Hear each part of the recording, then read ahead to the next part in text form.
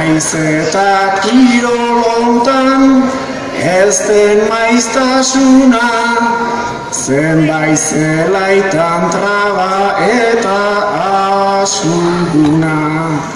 Txerloian aurkitzen du erosotasuna, urrutira heltzen da bere oihartzuna, hizkuntza kutxuna, aski ezaguna, herri zorteduna, bere izi gaituna, euskararekin duguna naitasuna, euskararekin duguna naitasuna.